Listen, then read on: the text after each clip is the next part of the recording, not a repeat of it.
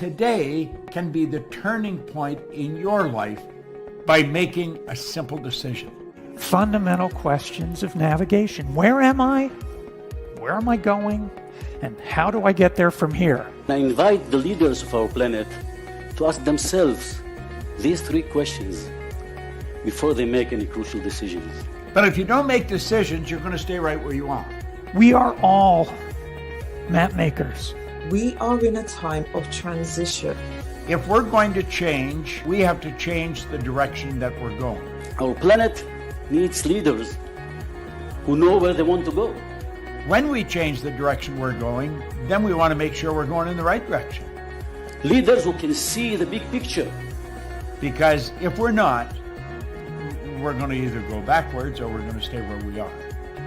Recognizing the psychological and the spiritual shifts and changes that need to be made, often from the inside to the outside. To be able to shape your future, you have to be willing and able to change your paradigm. Complex journeys require navigation. The path to the truth is one such journey. This is your GPS. Hairstyling services provided by J.D. Edwards Salon and Spa, Palmdale Shopping Plaza, Madera Street. Accessories provided by Chevette Williamson Jewelry. Standout jewelry for standout women.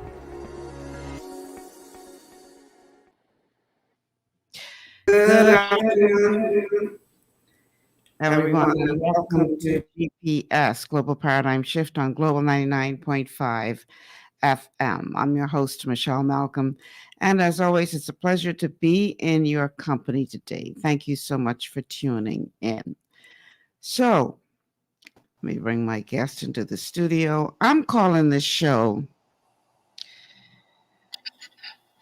Political Chess Moves, but they're really just taking the board out, so the game is just about to start. But I'm inspired to do this show today because it reminds me of back in the day. My guest today, C. Alan Johnson, might know what I'm talking about. He will enough. Back in the day, they used to have this show called To Tell the Truth. C. Alan, you remember that show? Yep. So on that show,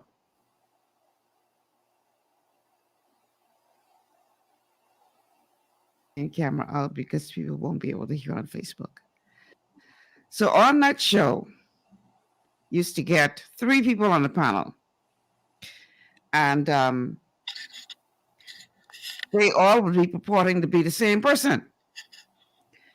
So you'd have C. Alan come on, and he would say, "Hello, my name is C. Alan Johnson." And then I would come on, and I would say, "Hello, my name is C. Alan Johnson." And then a third person would come on and say, "Hello, my name is C. Alan Johnson." And then the panel, celebrity panel, would have to guess who the real C. Alan Johnson is. And the way they would guess that is by asking these three people a bunch of questions about what they do as C. Alan Johnson. Now, the host of the show would read off what the real C. Alan Johnson does for a living.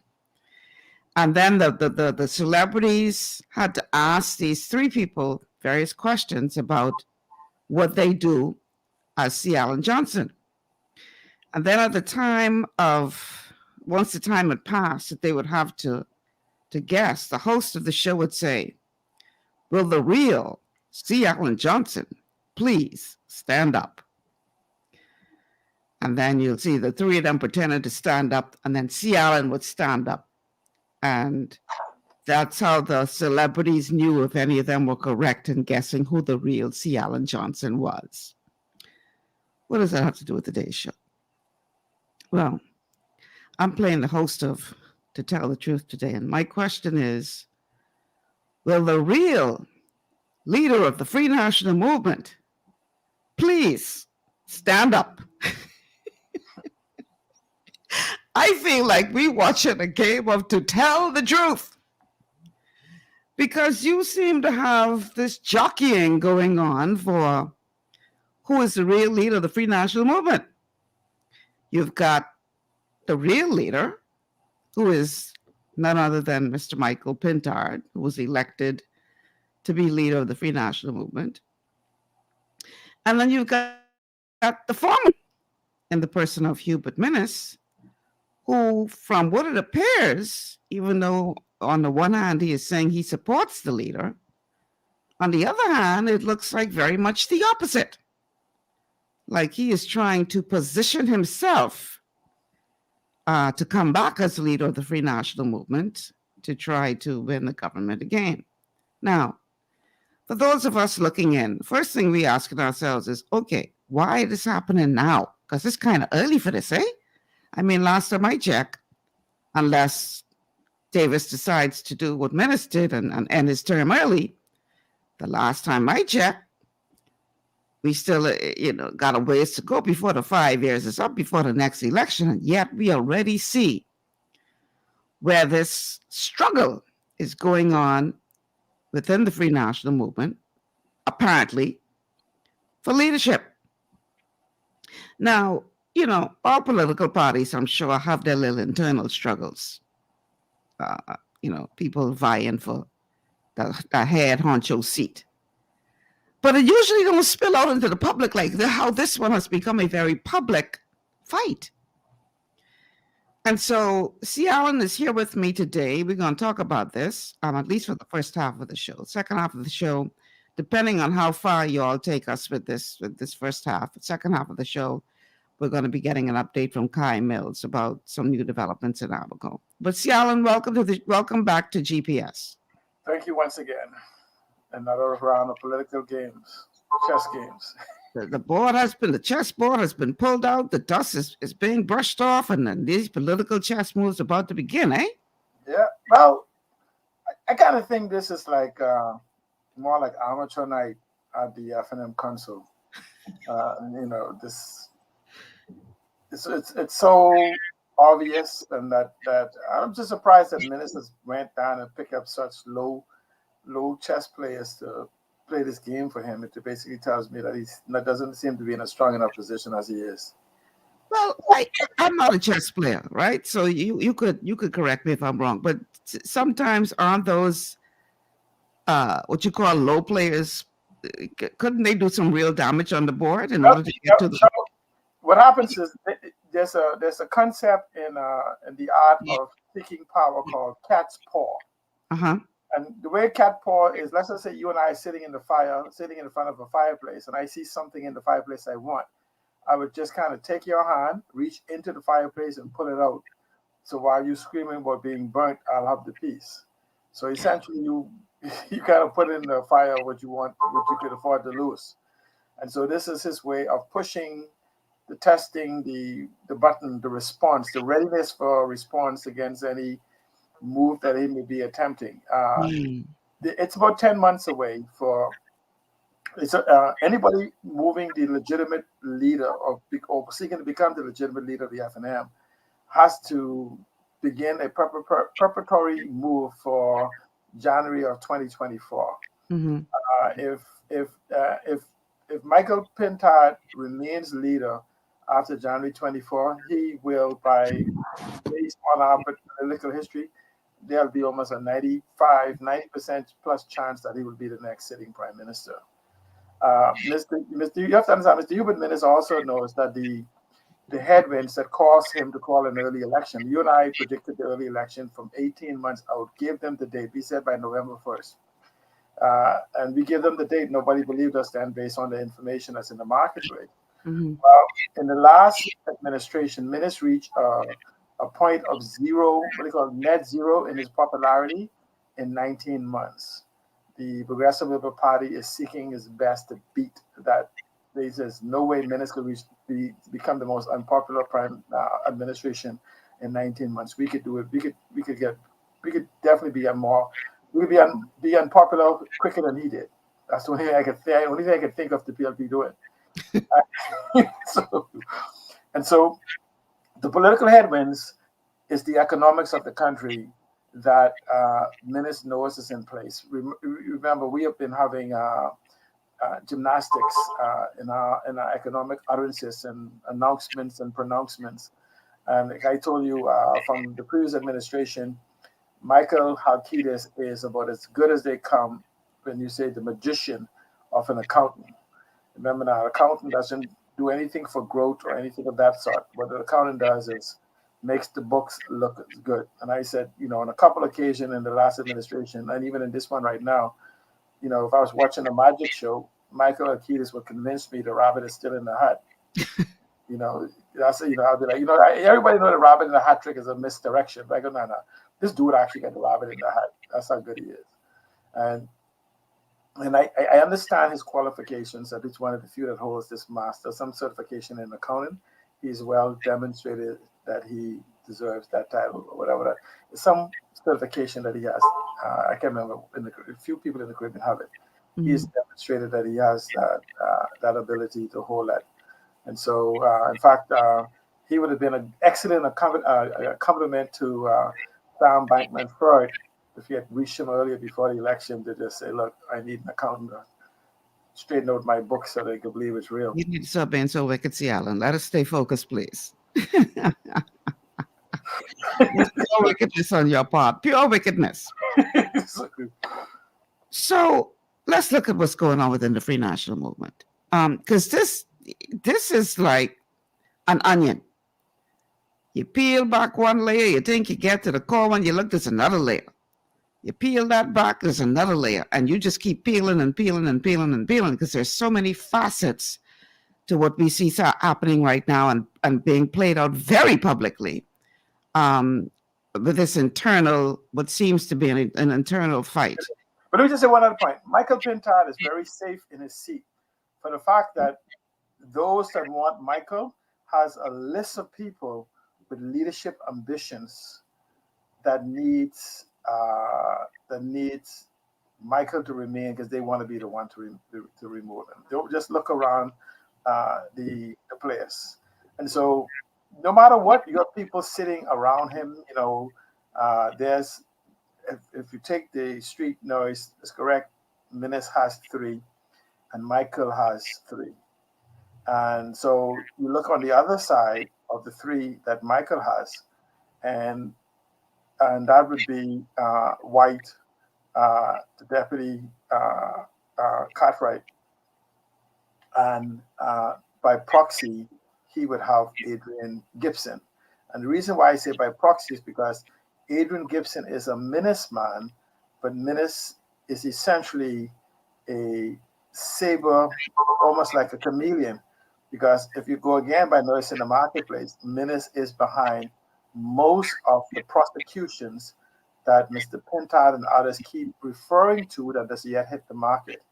And so as Minister of Finance, Minnis is using whatever information he has to direct the PLP to look at particular FNMs, whether the improprietary things they did is wrong or not, to have them as a means of weakening the party's leadership to satisfy his ambition of coming. Let me just say again, Minnis had no intention of resigning. Minnis resigned because of one statement Papa said that Wednesday about let him, like almost like Papa said, let him stick his head out talking about he remaining. And Minnis had every intent on that Friday making an announcement of his intent of remaining. That Wednesday Papa spoke, Friday Minnis made his announcement that I gone. So, and Papa has his preferential choice for leadership of the FNM. And if you look at the struggles that the FNM is having, you could very easily see that there's some other minions in the play. And with all due respect, I would say Dwayne Sands is one of the players for the leadership, but he doesn't have the proper bullets or credentials yet.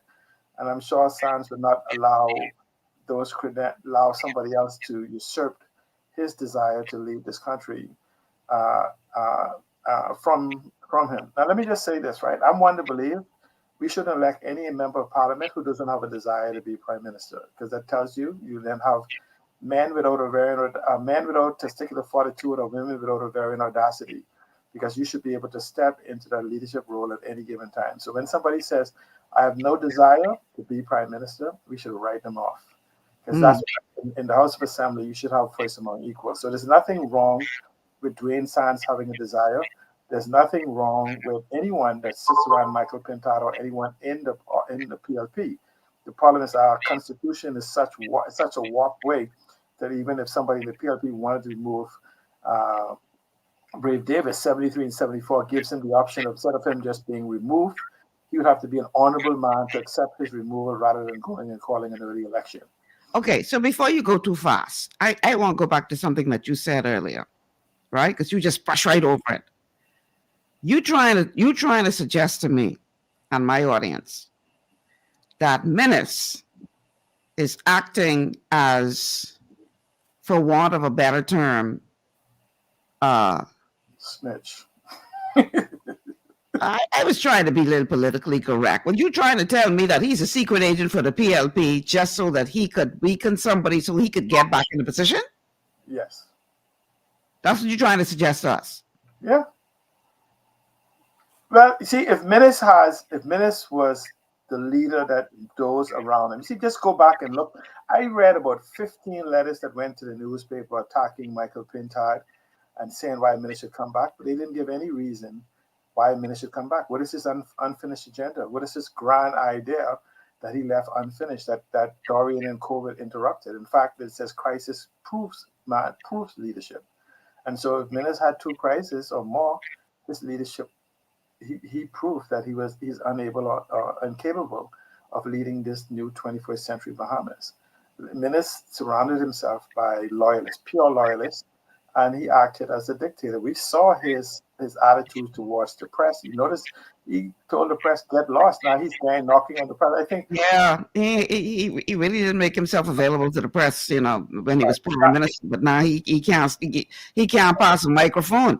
Right, I tell him I'm surprised. I was on New Providence. If I wanted to see Minnis, I'd go down early in the morning and stand in front of the Guardian. Most likely be waiting for a reporter. Wow. Okay. This speaks a lot of leadership. This speaks to me a lot about if you are correct, if what you're saying is true, and I want to throw in there allegedly. Yeah, that he is allegedly a secret agent for the PLP, just so the PLP could use the information allegedly that he is giving to weaken the existing leadership to give him a better opportunity at returning as leader. If that is true, what does that say about his desire? Here's what I'm trying to say. Is it more important for him to be leader, or is it more important for him to have to show character? And what I mean by that is this. They say if you as a leader can't follow anybody else, then what kind of leader are you? But power is an intoxicating drug. It's an intoxicating. I've heard people say this all the time. Power corrupts, and absolute power corrupts absolutely. Mm-hmm. And I from the time I was 12 years old, I've disputed that. Power does not corrupt. Power reveals. Power reveals the person you pretended not to be. This is true. And so, Minnis was this person who sold us on the it's the people's time and 21st century things, e-medicine, all of these different things, digital this and digital that. But when he had absolute power, which he exercised, we didn't see anything. I mean, in fact, it actually, the way he exercised it showed the kinks in our unpreparedness for the 21st century. And we didn't hear, and I would challenge anyone, bring Minnis' record, bring his discussions about what's now, what's new, and what's next. There's absolutely nothing. In fact, we have a deficit of 21st century leadership in the parliament. Right now, this Progressive Liberal Party they have really moved me personally, for a person who lives in the 21st century and beyond. They have already moved me into the neutral zone. And I'm giving them until July 1st, actually the next budget debate, to basically put something on the table, because other than that, they're just riding on the most incompetent, this is my opinion, they're riding on what was done by the most incompetent leadership we've had to date. And that is Hubert Alexander Minnis. I want to read a comment from one of our Facebook viewers. Now, we all know, if you've been on this side of eternity long enough, you know that politics makes for strange bedfellows. So people has come together who you would least expect to come together just for political expediency. Now, this person, Jillian, says, sorry, ain't buying the C. Allen controversy comment. It's too far out there. I assume she's talking about. Let me answer her. Julian only needs to pay attention to what is said in Parliament, what is said in the newspaper, what these individuals says. Mhm. People are connected pieces. I am not politically biased to the point that I believe something and I block out everything else. Mhm. And that's, with all due respect, that's what Julian and the rest of them that spot political parties do. People told me from 2002 I was an anti-PLP. In 2007 they said I was an anti-FNM. In 2012 they said I was anti-PLP. And they said 2017 I was anti-FNM. Now they're saying I'm anti-PLP. You know, I'm actually pro-Bahamian if they can't understand that. And so my thing about it is I use data, I use information. I don't go like I feel, I believe, I hope, and I wish for. I take people at their word. Ministers stated exactly what it is. I've heard ministers in Parliament got up and say, you all need to look under the rock called parks and beaches. Who he was talking to? He's talking right to them, saying that you all need to examine the books of the sitting member of Parliament for St. Barnabas. Because he knows that St. Barnabas poses a threat to his structure. Because if ministers, you know, St. Barnabas, I personally watch him. I think he does have political ambition. And if he bids his time well, he's young enough that he actually can ascertain a shot at the top. I don't know if he has the experience or the reputation among the political elite to convince them that he's ready to challenge, jump into the shark-infested waters.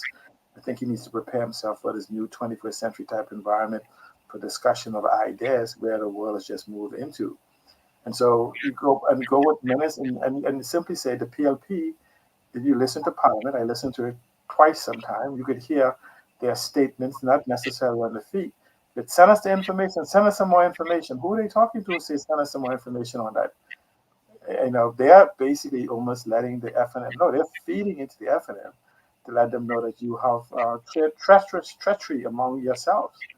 And so, you know, and I invite Jillian and anyone else, listen to Parliament. That's where the power is. This is why no government puts the parliamentary channel, all of the things on television, because they don't want you to go back and listen to the BS they feed you. And so, you know, don't listen to the noise in the marketplace. Watch the price of the fish. And Parliament is the most powerful place. You get to see the price of the fish. So we have another comment, this one coming in from Stanley and Cooper, who says, I'm with C. Allen. It's called controlled opposition. It's what's been happening for the past years. And then we have another comment. It's called controlled opposition and manufactured consent. Control who oppose you and manufacture the consent using the person who opposing you.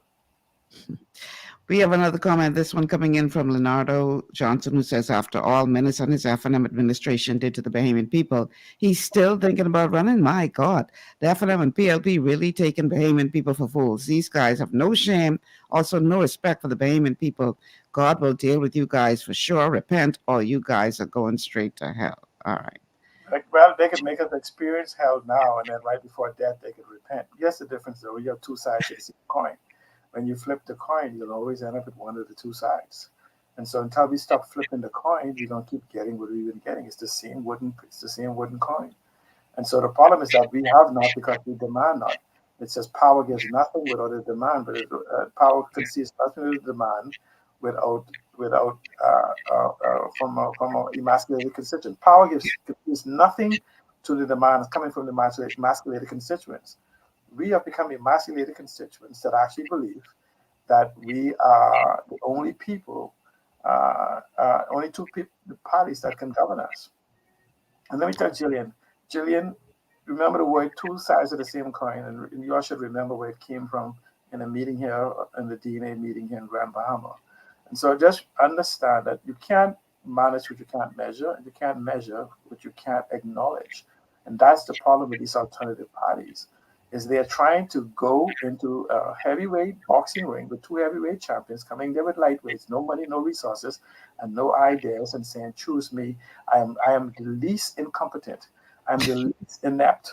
What type of argument is that? We got to take a break. The producer been playing music. So let's take this break. When we come back on the other side of the break, we're going to look more specifically at what's been being fought out in the public with regard to what's happening within the Free National Movement. We're going to play some clips of some interesting comments that have been made as of late. Stay with us. This is GPS. Understanding your microbiome, also known as your gut ecosystem, can change everything you thought you knew about nutrition, digestion, immunity, and metabolism.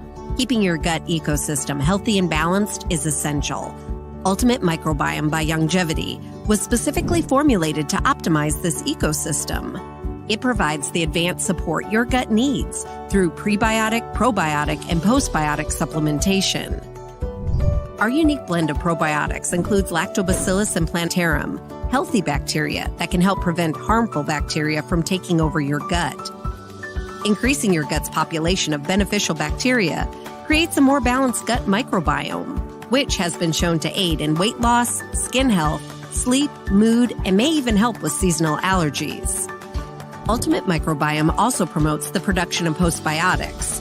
Postbiotics are key to help regulate your gastrointestinal health. To enhance digestion, Digizyme Multi-Enzyme Complex, a blend of 5 specific enzymes, has been added to Ultimate Microbiome. It can help break down food so your body can better absorb nutrients. Plus, we've added our proprietary I-26 Hyperimmune Egg Powder to aid in the elimination of disease-causing gut bacteria and help your body balance its immune response. Ultimate Microbiome, the scientific, proprietary, and holistic approach to gut health that helps optimize your body's entire gut ecosystem. To learn more, contact your Youngevity associate. Welcome to Sunshine Auto, the hardest place on the planet for rims, tints, and tires. We are your auto superstore for rims, Lexani, Azaras, Trueform, Weston, Lux, Fuel, Tracklight, Tough, Rough Racing, Velocity, Mud, All-Terrain, and low-profile tires, cars, homes, and commercial window tinting. At Sunshine Auto, we put God first and customer is king. Glasses love. To stay healthy, it's crucial to make sure you get the nutrition you need every day. But it's difficult to get all your recommended vitamins and minerals from food alone. Even in the United States, 94% of people are deficient in at least one nutrient. Beyond Tangy Tangerine 2.0 by Youngevity is a simple, convenient, and affordable way to help your body get the essential nutrients it needs. It's an advanced plant-driven multivitamin mineral complex that contains certified organic whole foods, trace minerals, and antioxidants. BTT 2.0 supports your body's natural defense system with a proprietary blend of energy-boosting and body-loving nutrients, plus prebiotics, probiotics, amino acids, and enzymes that support digestion. With an unusually high ORAC score of 8,000, you get even more antioxidants to help combat free radicals that can cause damage to your cells. But to get the most benefit and value from any multivitamin, your body must be able to break down the nutrients so you can fully absorb them. Otherwise, they'll just pass through your system without doing any good. Beyond Tangy Tangerine 2.0 was specially formulated with synergizing cofactors to ensure you get maximum nutrient absorption. Beyond Tangy Tangerine 2.0 is the easiest way to give your body the balance and complete daily vitamin mineral supplement it needs for optimal support of your overall health. To learn more, contact your Youngevity associate. This portion of GPS is brought to you by Tiki Bikini Hut at Junkanoo Beach. Great food, cool tropical drinks, and family fun in the sun. Welcome back to GPS, Global Paradigm Shift on Global 99.5 FM. Michelle Malcolm in your company with my guest, C. Alan Johnson. We're talking political chess moves. Will the real leader of the Free National Movement please stand up? The telephone numbers to call are 3260271, 3260271, 3260272, 3260272, and the WhatsApp line is 8010271 for text messages only. 8010271. We are streaming live on Facebook on the official Global 99.5 FM and Michelle Malcolm pages. Okay, so we're talking about this internal struggle that has become very external, very public. We see all this jockeying happening between the current leader, Michael Pintard, although we're going to talk about whether or not this is really about Michael or is it more so about the chairman of the Free National Movement, Dwayne Sands, and a struggle to oust him for whatever reason. But there's so many layers involved in this whole thing, and I want to look at all of them to the degree that we can. And a key part of this whole situation that we see going on being played out publicly, and I want C. Alan to break it down as best he can, considering the legal ramifications of the fact that it's now before the courts, is the situation with Adrian Gibson. Adrian Gibson recently had opportunity to stand on his feet in the House of Assembly to take issue with something that was said by Cornish in the House of Assembly that Mr. Gibson believes has the potential to impact his ability to get a fair trial. Here's a look at that back and forth that took place in the House of Assembly as it relates to that. If I may, and this can pinch your nerve, Cat Island and Rumkey and San Salvador, Angliston, Fox Hill, and Fort Charlotte serve in frontline politics for many years. And in all those years, as a little boy growing up, I have never heard, read, or watched on the media outlets that any of them were unable to give an account for millions of dollars. Let's compare tonight. Or ever was charged before a court with 56 counts of failing to declare interest in contracts, bribery, dishonesty, receiving money, and money laundering. Some only served frontline politics for 4 years and 4 months. Sit down. Imagine a long political career. The opposition has the nerve. Okay? And this is the first opportunity that I have had because I wasn't in an earlier session. First opportunity I have had to rise and speak to this. And West Grand Bahama, I expect better from you because the reality is, don't tell me I should have been when I had something else to do. Okay? Okay, honorable member. You don't need to All right, Mr. Deputy. okay, members, I will make a ruling. So we can move forward. Mr. Deputy, if you're going to make a ruling, I'd like to make my case. Yes. Pursuant to Rule 37.1, the member for North Abaco has prejudiced the case.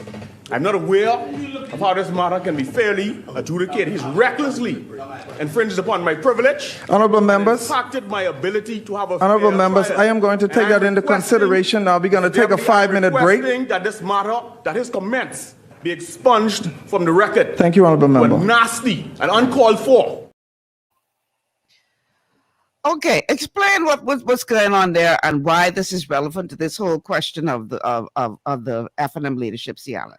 I watched Mr. Cornish's contribution in Parliament live when he was giving to it, and I was disappointed in all the legal minds that sat there and allowed him not once, twice, maybe 3, 4, 5 times to go back and rehash it. The speaker said nothing, and the legal luminaries that jumped up for every fraction of an inch that is taken from a legal perspective allowed him to go there, in fact laughed about it, knowing that a case was pending, and he was describing some very particular sort of case. He described a mouse.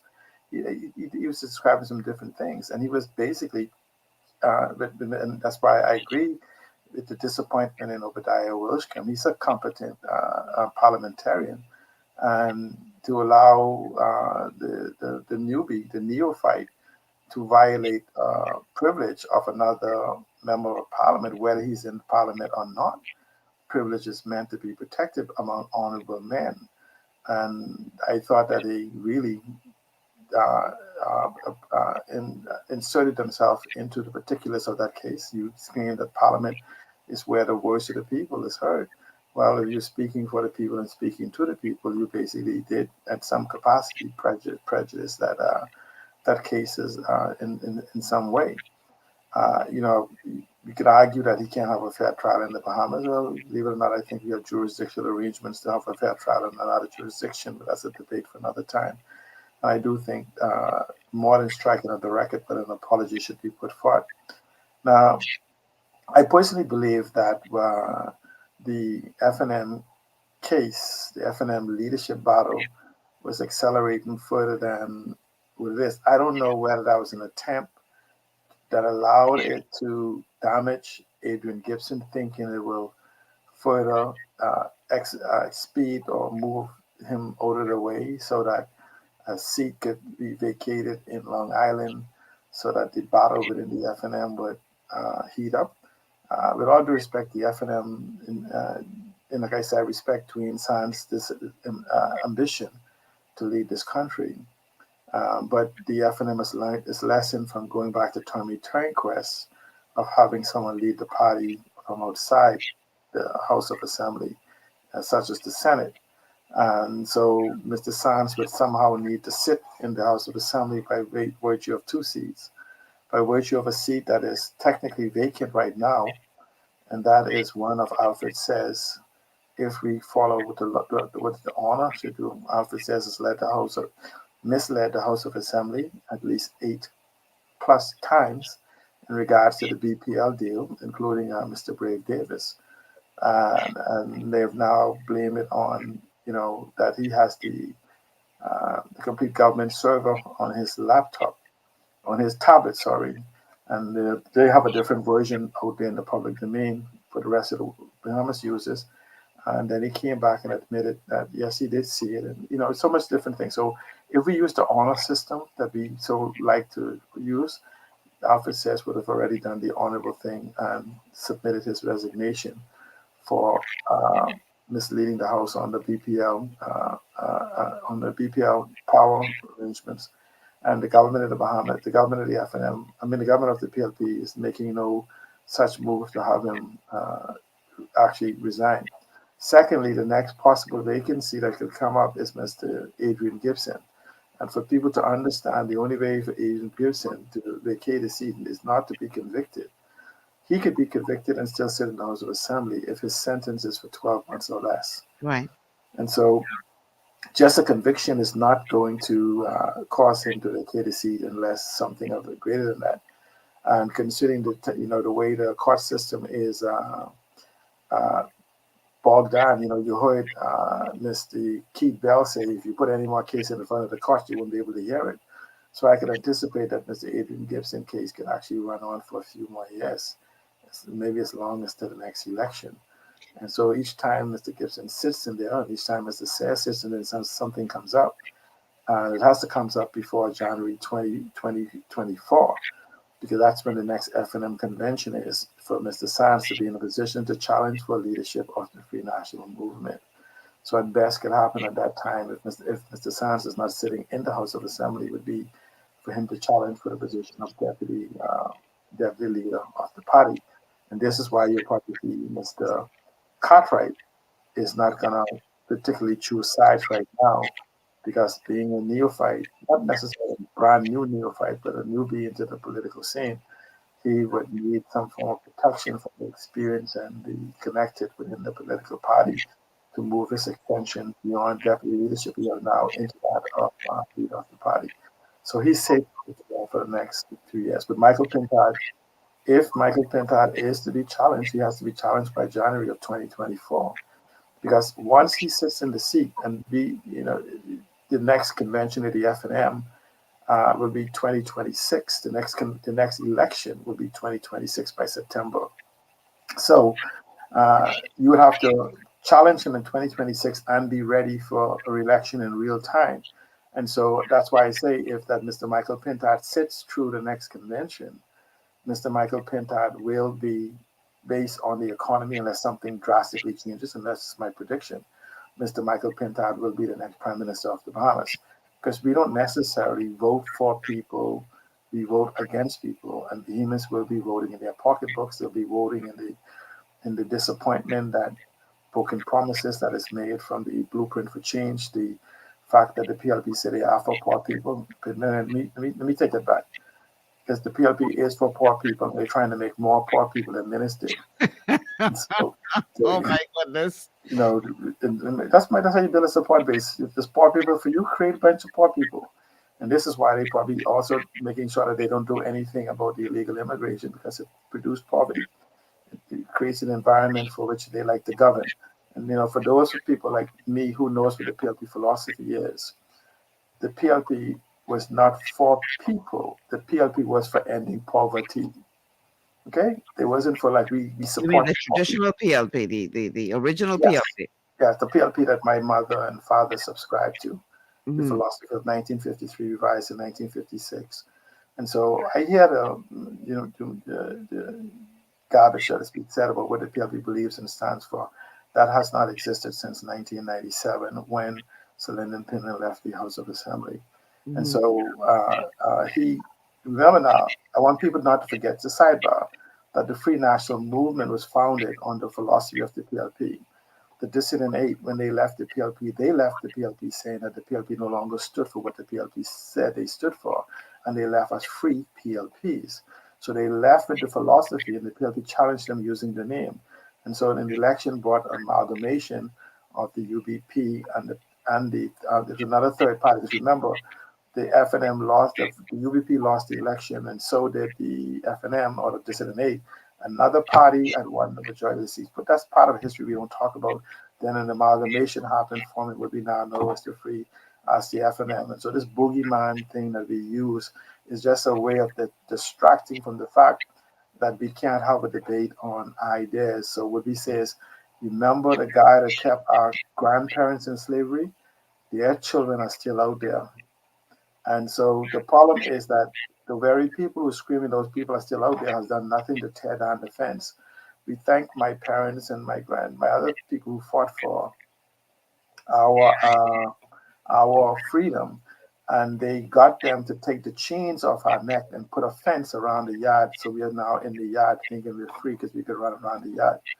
So the key now will be for us to basically have a conversation. Hopefully that Mr. Pintard, if he survives the January 2024, I think we as a people should demand from him and Mr. Lincoln Bean is stop elaborately describing the problem and begin to tell us what is your policy position, what is your solution. Just let me say this again.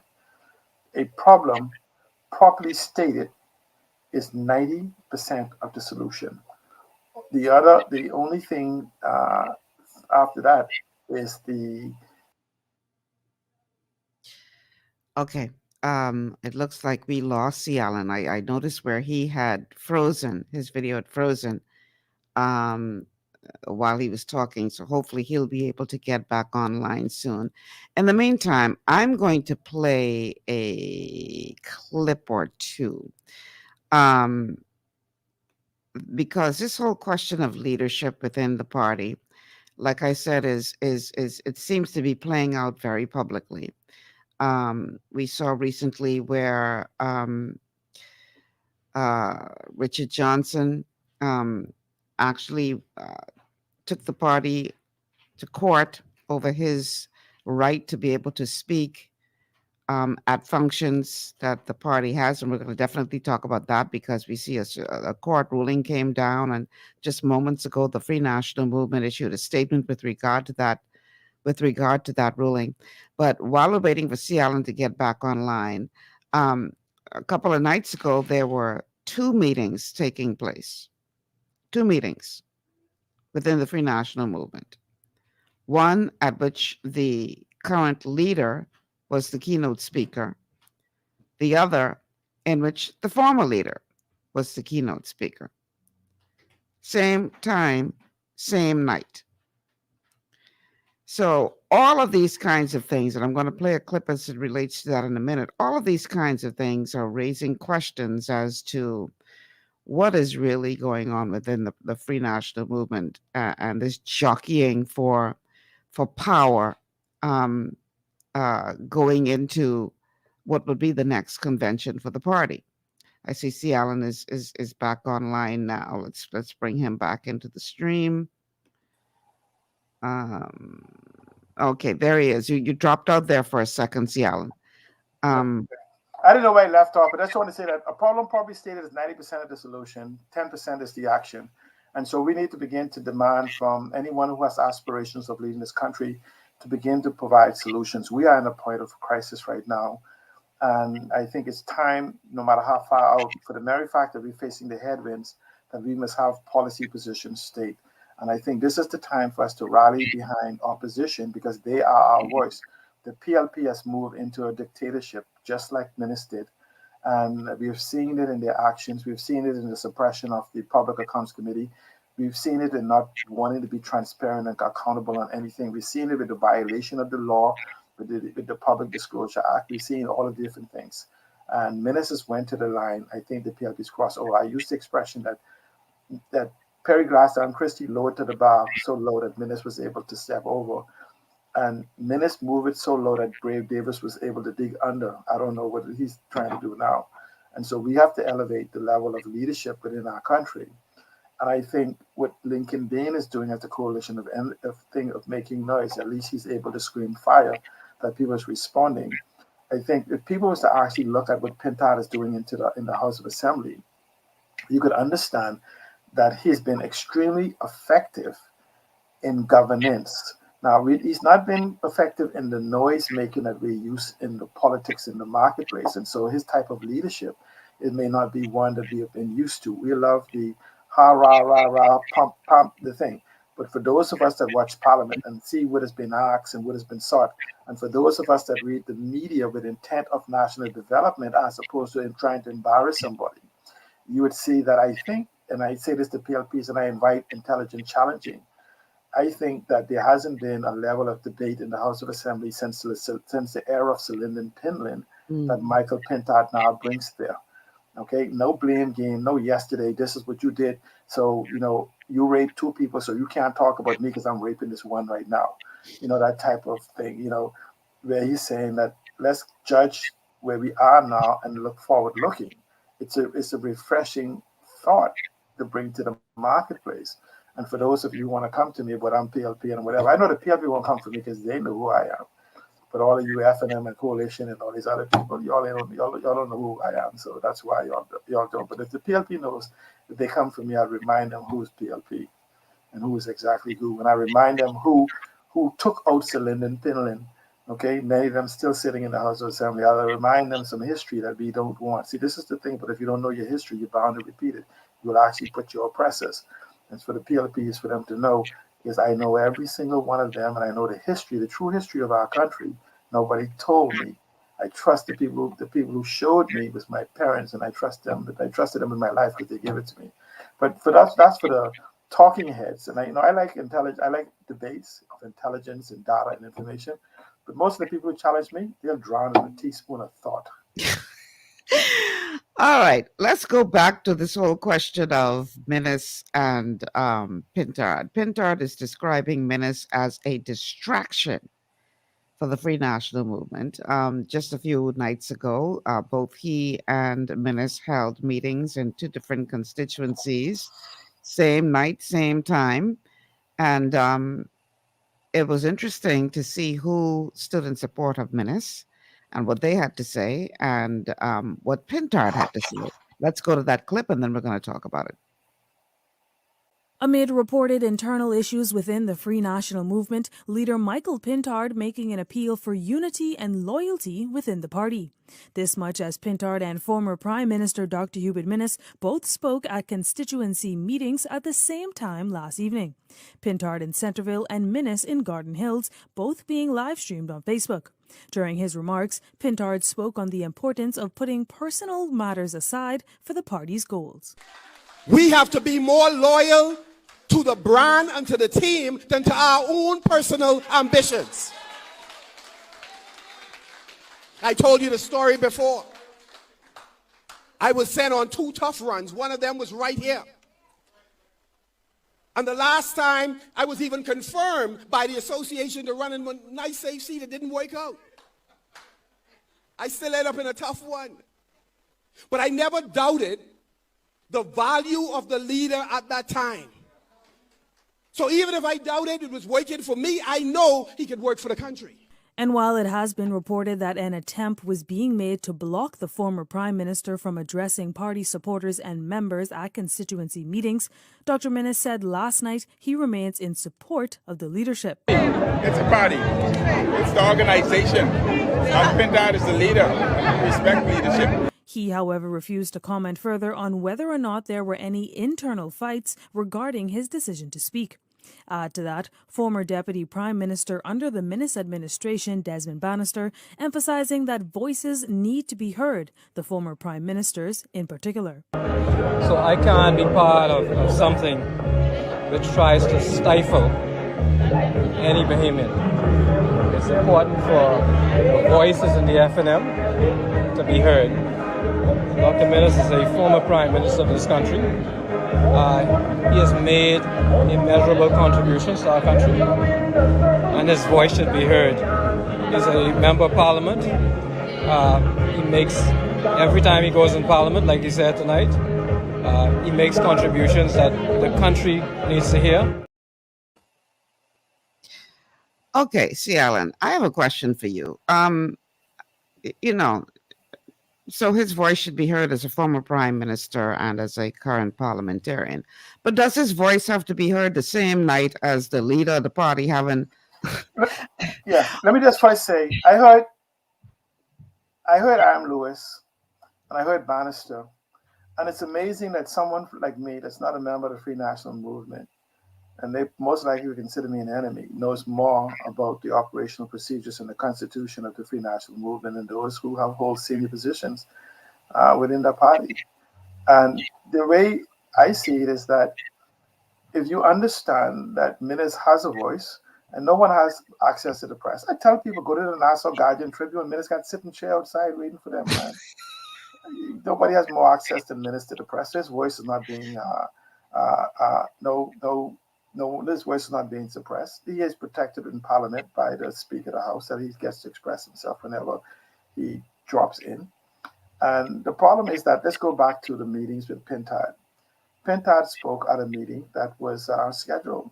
All meetings and constituencies are scheduled within cooperation of the parent organization. I don't think that Mr. Sands, in his right mind, would allow any two branch meetings to occur at the same time, and especially when two major leaders, senior leadership of the party, is speaking. Mm-hmm. But then, if you dig a little deeper, you would see that the Garden Hills branch, whatever that branch is that Minnis spoke at, was not a sanctioned FNM constituency meeting. In fact, the chairman of that branch, who invited Minnis, once have to go into question why he chose a particular date and time, in contravention of the party not having met with any of the delegates. His branch executive didn't meet to set the date, to set the time for meeting. In fact, from the information in the public domain by the FNM themselves, it shows that the branch has not held meetings and is in violation of the Constitution, and by very virtue of the FNM Constitution is considered non-existent. So Minnis, you trying to tell me Minnis, the former prime minister, the former leader of the party, don't know the rules and procedures of speaking at a branch or the procedures for doing so?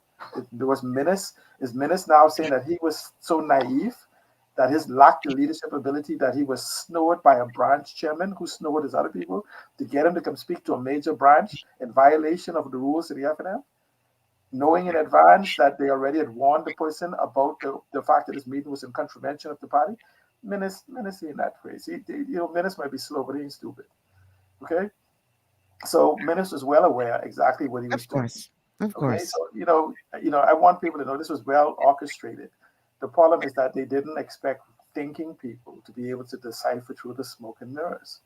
And Minnis is basically finding that his ambition to move towards reclaiming leadership in the party is being challenged by virtue of the structure of the vehemence of what is happening within the party.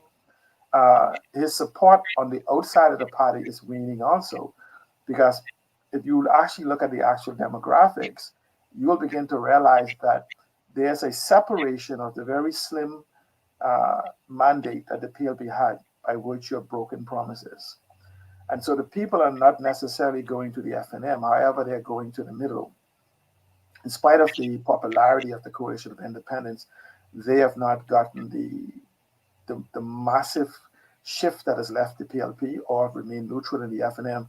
They have not attracted them back. There's an FNM, it's a shift if you begin to look at the behavior of the FNM over history. About the next few months, usually about 18 months or so after the election, FNMs begin to reconsider their condition, their position, and many of them begin to look for a place to call home for those who stayed away and whatever else. And so chances are FNMs are loyalists. And so they'll begin to move back within the party. If they left, you consider this. If those FNM did not come out to vote or separated them from the party because of Minnis, and they begin to re-enter the party, that naturally goes to that support then moves to Michael Pintard. Minnis has been trying to move, most likely, to move into these constituency places and take position. You could see this. Remember, this is not the first fight that they have had concerning these constituencies. Go back to the record. See, I don't forget, like people say, this is my latest how I feel and whatever. I'm looking at the institutional record. The FNM had an argument about restructuring of the constituencies before in which Minnis was involved. And so again, this is only a continuation of the same fight. And so Minnis is now moving, because remember, unlike the PLP, where the leader, where Brave David could appoint another 5,000 people to outnumber the other 4,000 are one and gone.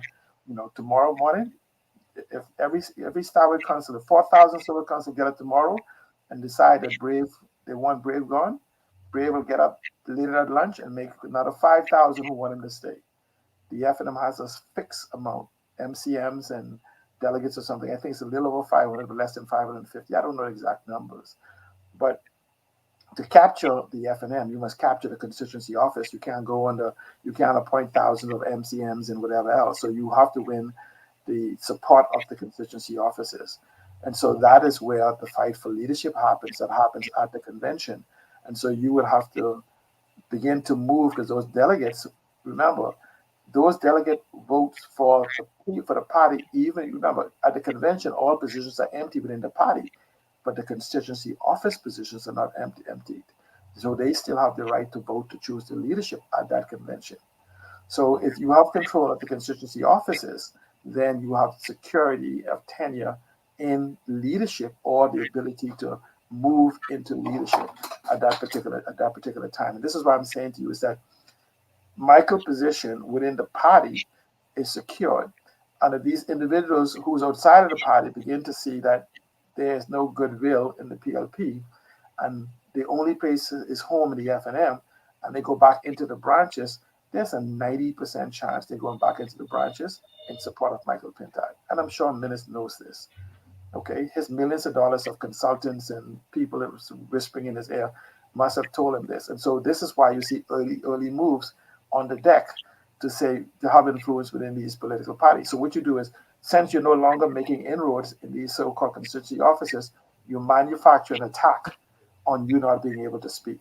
This is a manufactured attack to say, look, they're not letting me talk to you guys. Right. I convince you that I've learned my lesson, is most likely Minnis' argument. I've learned my lesson from the time I stepped on you and kicked you and stamped you. So, and and Minnis, listen to me. I would have to see Yahshua himself to tell me, based on all of the evidence, this is not Minnis making a move to solidify his position as a potential replacement. Because again, it's my opinion that Papa made Minnis move out of the way during that nice conversation he had with Papa. Remember, if you go back to the church, Minnis cried at that church meeting when Papa made him resign. And he cried at that church, and you can go look at Minnis when he shook his hand. Go to pictures out there when he was shaking his hand with his wife. His wife was looking at him like, oh my God, you're going to shake his hand? And Minnis was looking at the ceiling when he was shaking Papa's hand. Okay? Couldn't look at him in the face. Go watch the meeting. That was the Sunday when Minnis was intending to go to that church service. They announced that he was staying on as leader. Papa made that phone call and made that statement to the Eyewitness News, and Minnis shook in his boots and gave his press release that Friday that I ordered a picture. And then he cried that Sunday in the church service. I asked you, go check the records. Okay? Go check the records. So we're going to talk more on the other side of the break about this manufactured narrative then, that they're trying to keep me from having a voice, because there's some question as to whether or not that is in fact true, or, as you're suggesting, that's some kind of manufactured narrative just to advance his position to try to take over leadership again. Boy, boy, I tell you. We'll be back after these words from our sponsors. Stay with us. This is GPS. Your body's immune system is under constant pressure from things like stress, lack of exercise, and toxins in the environment. It's crucial to be proactive and support your immune system with the nutrients it needs to function effectively. But it's often hard to get these nutrients from food alone. Introducing fast-acting Zinc Plus Immune Support by Longevity. Unlike zinc-only supplements, Zinc Plus Immune Support builds on the proven power of zinc and adds complementary nutrients to give your immune system extra support. Vitamin D helps balance the effects of zinc, while our proprietary blend of natural fruit and root extracts provides the extra help your immune system needs to work against daily stressors. And we've included Longevity's exclusive plant-derived minerals to give your body the minerals it needs, but can't get from food alone. And because Zinc Plus Immune Support is delivered in a great-tasting, sugar-free, berry-flavored lozenge, it encourages quicker absorption of all these nutrients into your body. Zinc Plus Immune Support. Zinc plus the extra support your body needs to promote a healthy immune system. To learn more, contact your Longevity associate. Welcome to Sunshine Auto, the hardest place on the planet for rims, paints, and tires. We are your auto superstore for rims, Lexani, Azaras, Trueform, Western, Lux, Fuel, Tracklight, Tough, Rough Racing, Velocity, Mud, All-Terrain, and low-profile tires. Cars, homes, and commercial window tinting. At Sunshine Auto, we put God first and customer is king. Blasted love. It's gotten harder and harder to get your daily requirement of vital nutrients from food alone. Without additional vitamin and nutrient support, your health and well-being can suffer drastically. That's why Z-Radical was specifically formulated. It combines a blend of antioxidant-rich vitamins, minerals, and botanicals with the protective powers of fucoidan to help fill the gaps from lack of nutrients in your foods. The core of Z-Radical is fucoidan, a naturally occurring polysaccharide that helps stimulate immune reaction, protecting you against inflammation and oxidative stress.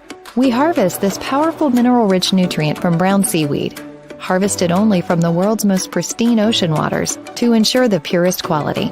It's then extracted using cold process technology to ensure maximum levels of bioavailability. Then we add essential vitamins that help to protect your cardiovascular and nervous systems and are crucial for optimal immune and neurological function. Z-Radical also includes a proprietary blend of delicious antioxidant-rich fruits and berries. This great-tasting combination helps your body combat free radical imbalances that can contribute to a variety of degenerative conditions like arthritis and heart disease. Z-Radical. Experience the power of fucoidan with antioxidant-rich berries, 8 essential vitamins, and more to provide you with potent health benefits. To learn more, contact your Longevity associate.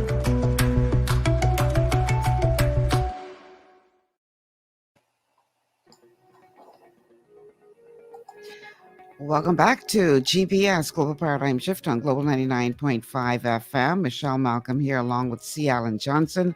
We're talking political chess moves. And will the real leader of the Free National Movement please stand up? The numbers to call: 3260271, 3260271, 3260272, 3260272. The WhatsApp line 8010271, 8010271, and that WhatsApp phone is for text messages only. We are streaming live on Facebook on the official Global 99.5 FM Facebook page and the Michelle Malcolm Facebook page. You can watch us on Cable Bahamas channel 974.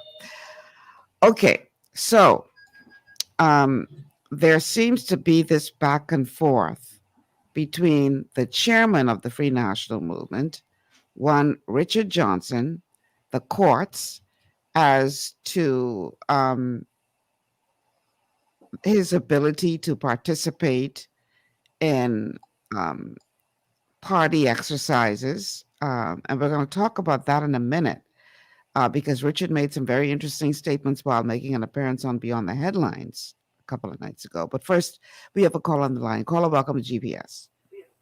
Hey, Michelle, how are you? Good. You need to turn on your radio, please, or whatever you're listening to us on. It's on. Yeah, hi, young man. How are you? I'm doing okay, man. How you be? Great. Listen, I am listening to you all. I'm listening to you. Mm-hmm. And as far as you commenting on the Davis administration, the PLP, and you were getting a debate with the PLP any day, whatever. I thought the topic was about the real leader of the FNM. Please stand up with Dr. Minnis and Mr. Pintard. Because there are a lot of things going on, whether you may like it or whoever FNMs may like it or not. That is the issue that needs to be addressed. And when you're going to have, you say with Dr. Minnis, as far as we're doing these interviews and getting all this attention, putting up a chair in front of the House of Assembly. No, the media, they run to Dr. Minnis. They go on every hot topic issue that is in this country, and they go to him for a question and answer period. They make him put the spotlight on him. Yes, Mr. Pintard has, he has the opportunity. He does well in Parliament, right? And he does as far as he tries to assert his whatever as the opposition leader.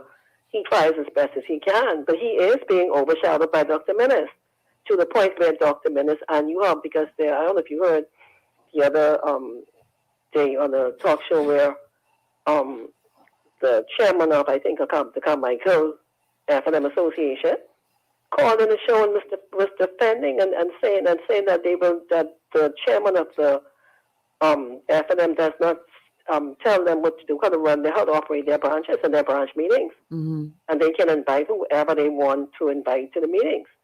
And you speak about how the PRP would go ahead and appoint or install so many stalwart councillors to pick up, to fill in with the 2,000 or whoever that dies off or whatever, right? Mm-hmm. To try and get to attain this power. What about in the FNM? At this point, you had today a ruling came down from the court where Richard Johnson that you're about to speak on Mm-hmm. made he did a filing in court. He won his case. He did not win his case. Pardon me, but let me just finish when I listen to you, because you're going to expound on everything, I'm sure. But what I'm saying is, what type of a leader you're building up? It's obvious you have. This is your thing right now.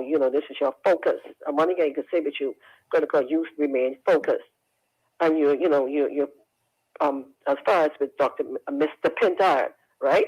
You're saying you see him in the future as Prime Minister, right? But what I'm saying is, what type of a leader, a person who wants to be a leader is, the two leaders of the party, the chairman and the leader of the opposition, can look apart based on the statement that in their response to this ruling that came down today or yesterday, stating that they want, or it happened, the case was rushed. They want to wear or to have representation in the crucial case in the Supreme Court. I actually have the statement from the FNM. So I'm saying there's a lot of whatever it is what it is. But at the end of the day, you have to be in a position. You can't allow, as far as when you say Dr. Minnis being a distraction or whatever. He's doing a pretty good job of it. He's doing a very good job of it. So it's not enough for the opposition leader to go in there and do what he has to do in there. He has to keep his eyes, because it seems to me he may be getting a Loretta Butler move placed on him with the persons who sit beside him in that very same parliament. He has to watch his back in reference to that, because it can't happen when you're going to have one of his colleagues send out a statement stating that democracy, that he has a right. You understand what I'm saying? As far as with the same pointing towards dictatorship within the party. So there's a lot of things that your party or the FNM has to do, and it's really a topic, and it's something that needs to be addressed. Just standing up, Mr. Pintard, saying, "I am the leader. I am the leader." Yes, mouth can say anything. But the actions and whatever have you, this is to build. This is the battle right now. The strong, but you understand, the stronger person has the one who has the political savvy and knows what to do. is going to win this thing and come out overall standing when the smoke clears. But Mr. Pintack, it's not enough alone stating what he's saying. I am the leader. Yes, we all know you are the leader. Yes, you want the people to stick together.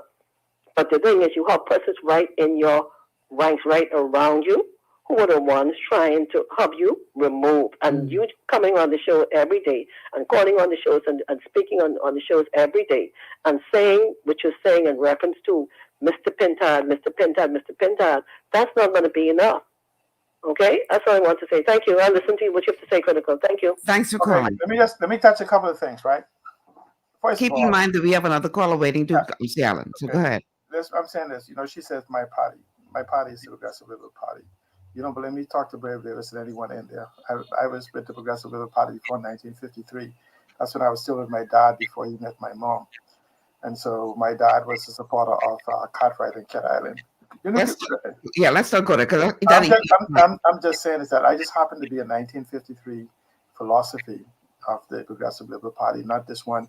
And when she talked about the stalwarts, I just simply stating that democracy in my political party has died a long time ago in the late 80s when stalwart councillors was given the right to vote in violation of the Constitution at that particular time. That's not being corrected to date. For those who don't know the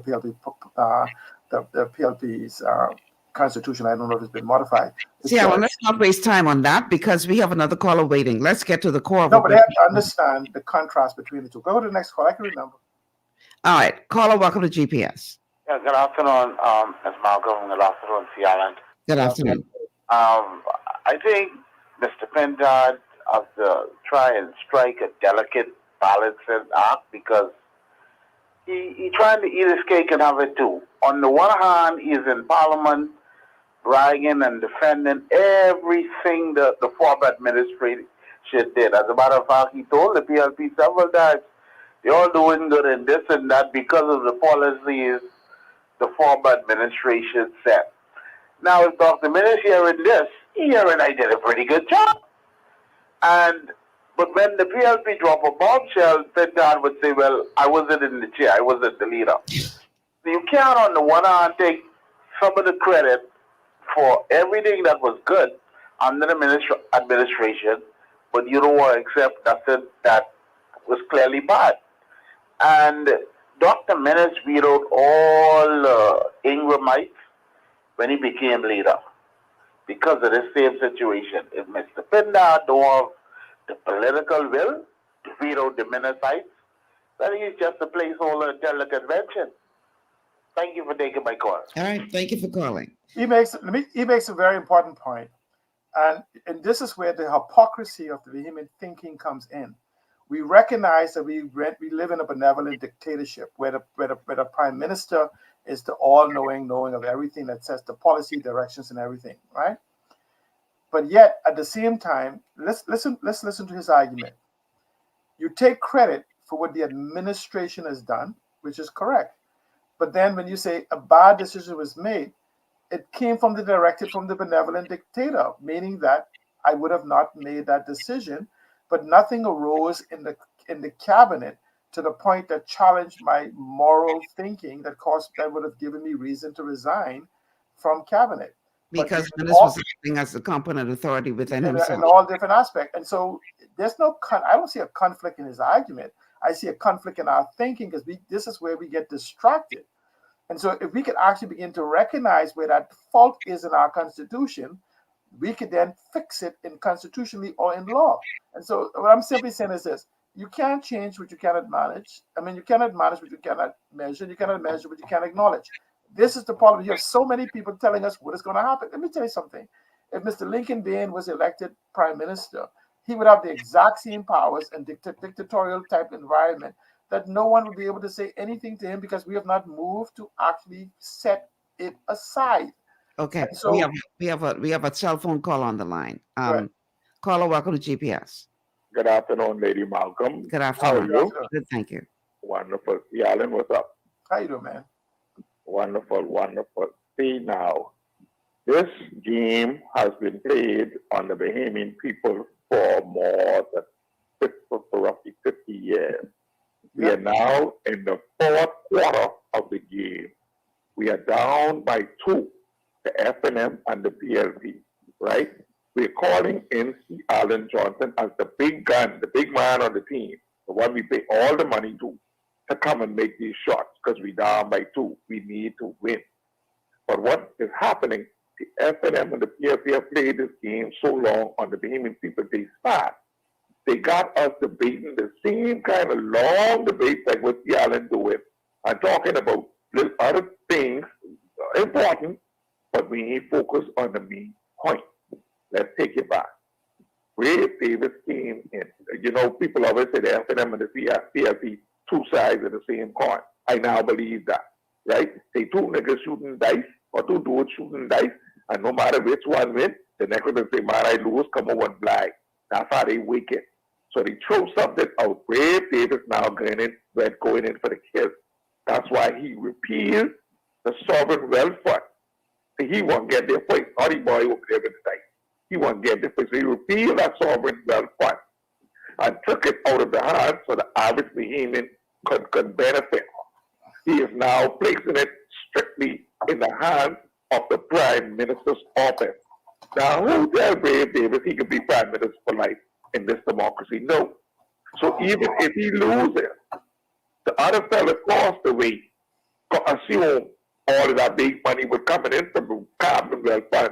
In other words, what these 2 dudes do it is they locking in the financial portion of the country so that whichever Brave could get that to go to, he don't care because by the time it's minutes or Pintard with, Brave would run off with billions of dollars and then it would be minutes or Pintard time. They don't care.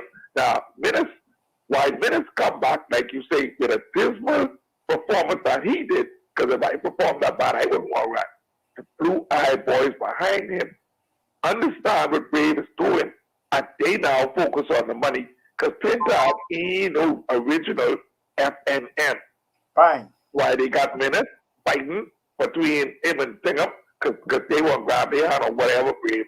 Thanks for taking my call to me. Yes, the other. All right, thanks for calling. Now, it is, and that's a point I didn't get to make. Pintard is an outsider, even as chairman. This is not institutional leadership that is coming into the party, and he has an appeal to the public as opposed to the oligarchs and the plutocrats.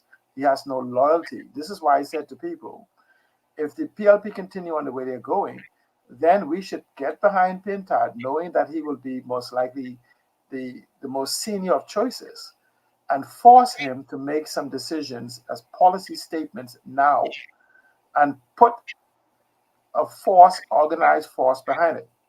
Now, when we start talking with these alternative party, Coalition of Independence, the DNA, I think if they still there, somebody please call their phone numbers if they're still around, and these other third parties, is that everything they're offering us can be done right now without them being in power. So my question is this: if you can make an argument for the Sovereign Wealth Fund, I want people to know the Sovereign Wealth Fund that the PLP replaced is saying, like, you give me, I'm replacing these 6 rotten eggs with these 6 hard-boiled rotten eggs. That Sovereign Wealth Fund we never had a Sovereign Wealth Fund.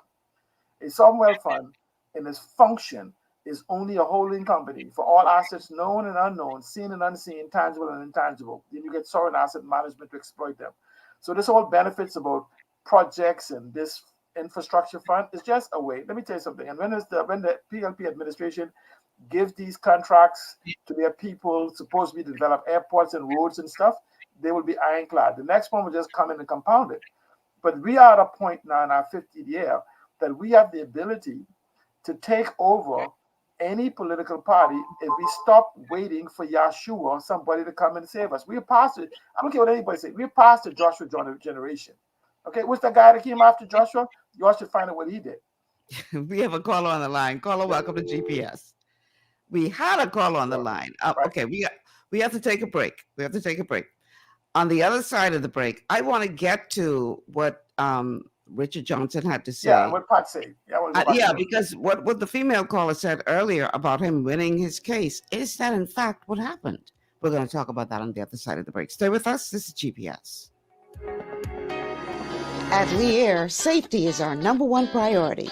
Flying since 1996, we offer scheduled flights into Fresh Creek and Mangrove Key Andros and Great Harbor Key, Berry Island, twice daily, 7 days a week. Affordable charter services are also available to anywhere in the Bahamas and the Caribbean. Lee Air Charter Services. Call 225-3267, 702-7127, or 322-1317 for reservations. Understanding your microbiome, also known as your gut ecosystem, can change everything you thought you knew about nutrition, digestion, immunity, and metabolism. Keeping your gut ecosystem healthy and balanced is essential. Ultimate Microbiome by Youngevity was specifically formulated to optimize this ecosystem. It provides the advanced support your gut needs through prebiotic, probiotic, and postbiotic supplementation. Our unique blend of probiotics includes Lactobacillus and Plantarum, healthy bacteria that can help prevent harmful bacteria from taking over your gut. Increasing your gut's population of beneficial bacteria creates a more balanced gut microbiome, which has been shown to aid in weight loss, skin health, sleep, mood, and may even help with seasonal allergies. Ultimate Microbiome also promotes the production of postbiotics. Postbiotics are key to help regulate your gastrointestinal health. To enhance digestion, Digizyme Multi-Enzyme Complex, a blend of 5 specific enzymes, has been added to Ultimate Microbiome. It can help break down food so your body can better absorb nutrients. Plus, we've added our proprietary I-26 Hyperimmune Egg Powder to aid in the elimination of disease-causing gut bacteria and help your body balance its immune response. Ultimate Microbiome, the scientific, proprietary, and holistic approach to gut health that helps optimize your body's entire gut ecosystem. To learn more, contact your Youngevity associate. For all your building needs, it's Carib Construction and Project Management on Gladstone Road. We build it all: schools, homes, hotels, and more, including structures requiring a Phase 3 electrical contractor. We also provide project management services. The first step towards your dream building begins at Carib Construction and Project Management. Call us at 376-1556 or 341-4466. One of the things I love about the Mailboat is their relationship with Bahamas Air. I can earn travel points on my international freight and redeem them when I fly. For me, online shopping is easy with Mailboat's U.S. addresses and regular freight delivery to Nassau. Plus, I can always prepay customs and freight, and they always notify me when my package arrives. Yeah, a lot of people think the Mailboat is just for shipping, but they also offer a safe and secure storage facility at affordable rates, all in a central, convenient location. We also offer passenger service into Freeport multiple times per week with a seating capacity of over 450 persons. With family movies on large screens, one hot meal included, and on-board lounge for snacks and soft drinks. We're the Mailboat. We're bridging people, products, and places.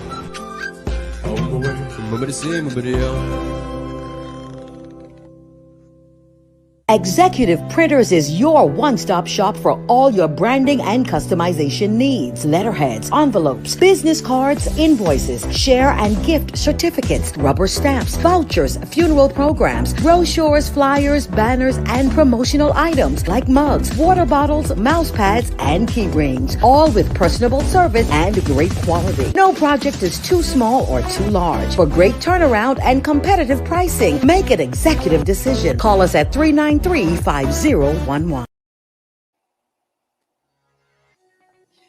And we are back. Welcome back to GPS Global Paradigm Shift on Global 99.5 FM. Michelle Malcolm here, along with my guest, C. Alan Johnson.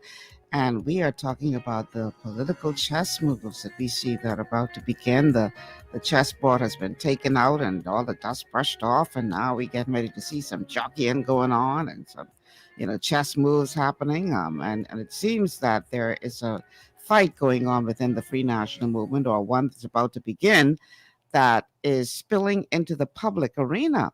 And so this is what we're talking about today. Will the real leader of the Free National Movement please stand up? We are streaming live on Facebook And you can find us on the official Global 99.5 FM and Michelle Malcolm pages. Telephone numbers to call 3260271, 3260271, 3260272, 3260272. WhatsApp is 8010271, 8010271. And you can catch us on Cable Bahamas channel 974. Okay. We have a call on the line, right? Oh, caller, welcome to GPS. Good afternoon, Michelle. Hi, how are you? To you and your guest. Same to It you. seems to me the real leader of the Free National Movement is your guest. He seems to have all the answers. He seems to be trying to prop up one of the leaders. He's creating some kind of distraction.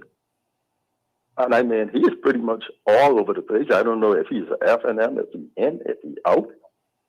He's trying to run a party without a party. What is he trying to do? I'm totally confused. I'm listening to him as he attempts to rewrite history. All right. He's trying to convince us to go in a particular direction. And then on one hand, he is saying he is not in that direction. He thinks we're running some presidential system where you promote one person rather than a party. Man, he is totally confused. And all he's doing right now is distracting people. Okay, I'm going to let him respond, but I want to say this before he does. Hold on, Cialan. Let me just say this. One of the reasons why I like to engage Cialan in these kinds of conversations is because he tends to look beyond just what we're seeing on the surface, and he tends to look ahead of the game. I remember when we first started doing these political chess moves shows, and this was when Minnis first implemented the competent authority and pretty much took over as a dictator and used science as the reason for him taking that position, because we were dealing with a pandemic. And Cialan was one of the first people that said, this has nothing to do with science, or very little to do with science. This man is going to ride this competent authority all the way to the next election. That was said on the show that I was hosting at the time. People called him stupid and called him everything but a child of God. And he was off by one day, I think.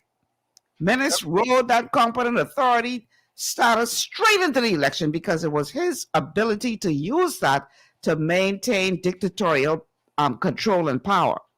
And Cialan was one of the earliest people to actually realize that, or at least say it publicly.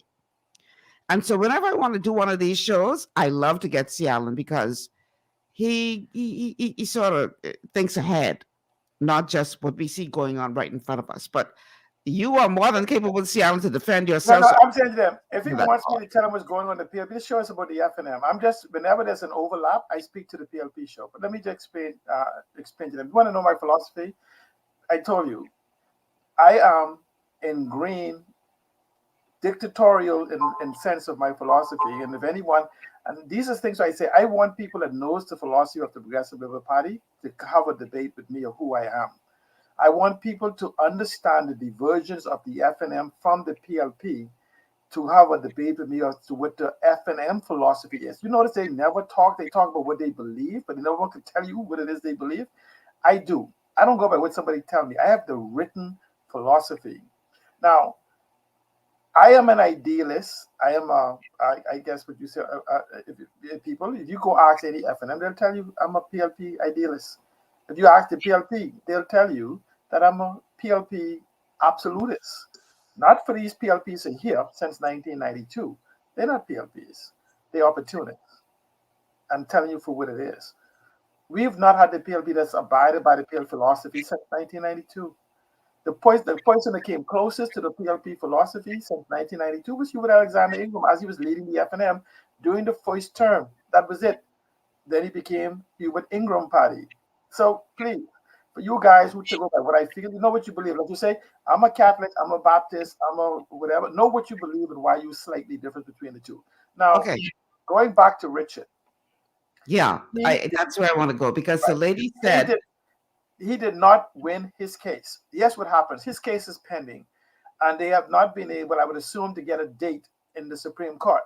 So what they did is they did an ex parte hearing. An ex parte hearing is a hearing of one, meaning Richard attorney.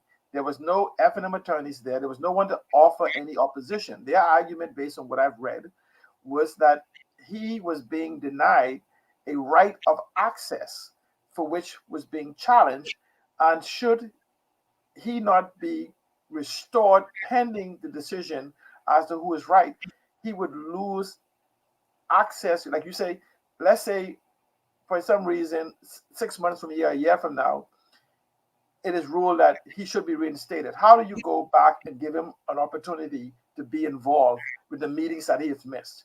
So that was a move to say, protect me from to participate. They have their own rules within it. Now understand this. The F&M has its own disciplinary rules and procedures. This gives them, if any rules was violated in his removal, to follow the rules to have him removed. That's plain and simple. This is not real rocket science. This I think this is an issue all about nothing. If when he made the move, and it's some things that I've observed, I won't even go into it because, you know, the typical Bahamian, they don't understand. And then if you understand my position, I am always for strong opposition. And we keep giving ourselves weak opposition. The opposition is the balancing act of power. That is our voice when we have the dictator takes over. The opposition is what the tool that we should use. I have always been pro-opposition for my 20 years of being home. This is where they say I'm anti-government. I'm not anti-government. I am pro-good governance. So if you give absolute power and you talk about absolute corruption, it reveals who these people are. If we are not benefiting from what they've been doing, my God, please stop. Let's stop doing it. Stop doing it. Okay. I want to read. I'm saying let's strengthen the opposition. And by strengthening the opposition, not being in numbers in the House of Parliament, we becomes the power in the opposition. And we don't need to give up that power, even if we change administration. Okay. That's where the power is. I want to read the last paragraph of a statement that was issued by the Free National Movement a short while ago in response to that court order. And then we're going to hear from Mr. Johnson himself about his view of what seems to be happening in the party. According to the Free National Movement statement, it says the court has not, by the said order or otherwise, expressed a substantive view on the allegations raised by Mr. Johnson, the said order being granted by the court without the benefit of submissions on behalf of the party. The order serves only to restore and preserve the previously existing state of affairs, pending further or final order, and will be complied with as we take the necessary steps to secure a further hearing in this matter. We will keep council members informed as the matter progresses. Due to the wide circulation of the said order, we will be sharing this communication with the press as a courtesy. So it seems that what they're saying based on this statement is in agreement with what you're saying now, C. Allen, that wasn't so much a victory. It was just them saying that until the matter is settled in court, he cannot be denied that right. Now, I want to get to these clips. Let me play a clip from Mr. Johnson himself, what he had to say as it relates to his interpretation of Dwayne Sands, in his view, trying to stifle free speech within the Free National Movement, which he is charging is very anti-F&M. F&Ms at large are disappointed in the way the party is going, the direction the party is going, under the leadership of Michael Pintard and Dr. Dwayne Sands, particularly Dr. Dwayne Sands, who is circumventing and holding down, stagnating democracy in this party. The Free National Movement was never built off that. The men who built this organization, Sir Cecil Waters Whitfield, Sir Arthur Folkes, Maurice Moore, Jimmy Shepherd, Dr. Curly McMillan, and many more. They built this organization for people like me and others to join, to have freedom of speech, freedom of movement, and freedom of associate. So when we talk about silencing voices, that's a problem. That's what this new leadership team is doing now, according to what you were saying in this article? This is happening under the leadership of Michael Pintard and, Dwayne Sands is the one who's taking it. What are they doing? Because I've been following the articles, especially in the Nassau Guardian, where Dr. Sands has said he's given no directives that the former Prime Minister should be allowed to speak or should not be allowed to speak. And so where is this coming from if he's denying this? I think I'm going to be very frank with you, Miller. It's very much called, is a word called insecure. Dr. Minnis, according to them, has been a reject. The people don't want him. He had his time to speak, and he will not be allowed to speak according to them. Well, you know, Dr. Minnis is a sitting member of Parliament. Yes, he lost the election, just like a Hubert Ingham would have lost the election, just like a Perry Christie would have lost the election, just like a Sir Lyndon Bilden would have lost the election. And so he's no different from other prime ministers. The persons like Dr. Sands, who is a seatless wonder, believe that they could tell the former prime minister that his era is over, but they don't have no seat. He has no seat at the table. So why you want to silence my voice? When I have a voice by the payment people send to the Parliament, you know. And every association, I want you to know, Shanique, every association in the Free National Movement is governed by the constitution of the FNM. We have a chairman who believes that he is God, that he runs the party, that he don't have to listen to that blueprint. He don't have to listen to the black and white. You know, as you're aware, and if the listeners are aware, I have a court now, and I have a court case. We'll get to you because I want to know if you are on the inside speaking, or you a rogue member on the outside trying to stir up trouble. Is that Richard? Richard, are you speaking out against this leadership team because you now have a court case and you are in a court battle with them? Absolutely not. I think to give Michael Pintard the benefit of the doubt. I mean, you know, generally, because I came on the show many times, I supported him as leader of the party. You support him as leader? Yes, and he has my support until the next convention. You know, we have one leader at a time, but at the same time, what is transpiring under your leadership begs to question your leadership abilities and capabilities to lead this party moving forward. And so, as Free National Movement supporters, unlike the PLP, we have a right to express ourselves. So how do you really feel, Richard Johnson? Okay, so you know, he's repeating the same error that Bannister and Aram Lewis done. You know, and he referred to the beginning of the FNM. You know, do you know if the FNM was who they started out as, a person like me could fit in perfectly. They have lost their way from the philosophy of free thinkers, contrasting ideas. They used to debate ideas and various different things. The FNM is not that FNM anymore. Now, and this is why I say to FNMs and to PLPs, just for a point of reference, I see Michael is doing some things as leader of opposition that has never been done before. So we say this is what we say, Michelle. He's doing, y'all didn't do it, under the PLP didn't do it, Brave didn't do it. So the question is, isn't it Michael Pintard doing a wonderful thing by setting a precedent that the opposition will function as the opposition? So that means the next set of opposition comes in, we could expect them to continue that precedent of functioning as an opposition, as just a placemat waiting to be government, rather than being an active participant in government, asking for accountability, asking for transparency, asking for whatever. We should be applauding the type of position you have. But when you go to the FNM Constitution, we talk about the FNM. If you want to talk about disassociation and what's happening in the PLP, I could. I guess I am an unbiased observer of both, even within my party, the PLP, and of the opposition. I am about good governance. I've been maintained. You know, people say, oh, Seattle, you do the same thing yesterday, today, and tomorrow. Thank you. I remember they said about Yeshua. Thank you so much. Time running out. So let's talk about. What I'm simply saying is this. They've went in. They're not talking about the violation of the Constitution of the FNM. Minnis has not been stopped from speaking. Minnis could go and speak and make a request to speak to any constituency that abides by the schedule or whatever the FNM calls for. It is a known fact, and that if it's not revealed now, I'm sure it will be revealed as this fight goes on, that constituency is not properly constituted. In fact, that if you follow the FNM Constitution, Minnis should have known that constituency does not exist. So again, this is a play on words and playing to the ignorance of the Bahamian people. I'm telling the Bahamian people, let's hold the FNM accountable as opposition and do not allow them to gaslight us, to question our sanity. Educate yourself on the very organizations you're seeking to govern you. So you will know when they're out of order. If they're out of order before, they will continue to be out of order because that's how you accept them.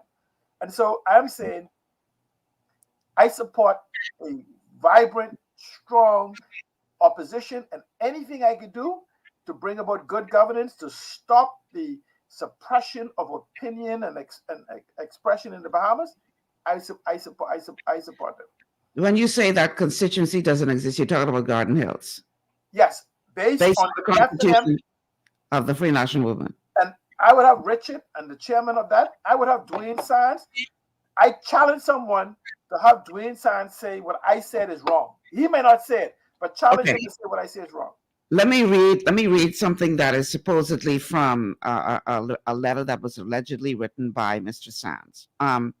It says a March 4 letter written to chairman of the Free National Movement, Garden Hills Constituency Association, Zendel Morley, by FNM National Chairman Dwayne Sands sheds more light on the seemingly increasingly divisions within the opposition party, with Sands accusing Morley of violating the FNM's constitution and warning him that he could face expulsion.